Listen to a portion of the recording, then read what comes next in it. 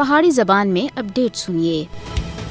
ہندوتوا دا علمبردار اور نازیزم تھی متاثر مودی اور اس دے دوئے گوڑنیا سن جدھر اہل کشمیر دا جینا حرام کیتا دا ہے انہاں دا قتل عام جاری رکھیا ہویا ہے۔ کشمیری عوام کو عید الفطر دی نماز دی ادائیگی دی بھی روکنا کشمیری عوام کو پچھلے روز تاریخی جامع مسجد اور عیدگاہ سری نگر وچ عید الفطر دی نماز ادا کرنے تھی بھی باز رکھیا گیا۔ مقبوضہ کشمیر دی تمام بڑی مساجد اور شہراں اور قصباں دے عیدگاہاں وچ نماز عید دے روایتی اور بڑے اجتماعات منعقد نہیں ہو سکے، البتہ نماز عید چھوٹی مساجد وچ ادا کرنے تھی بعد کشمیری عوام دی بڑی تعداد سن بھارت کے خلاف اور اسلام اور آزادی دے حق وچ نعرے بلند کیتے۔ ادھر ہی جدوجہد آزادی کشمیر دی کامیابی اور اپنی جانہ دا نذرانہ پیش کرنے والوں دے واسطے خصوصی دعاواں بھی منگیاں گئیاں۔ خطہ جموں دے علاقے فرقان آباد ڈوڈا وچ لوکاں سن سبز ہلالی پرچم لہرایا اور نماز عید تھی بعد جامع مسجد دے بیڑے عالم اسلام دی توحید دا جھنڈا لہرایا اور ترانہ بھی پڑھیا۔ قصبہ اسلام آباد سمیت کئی علاقے تھی نماز عید تھی بعد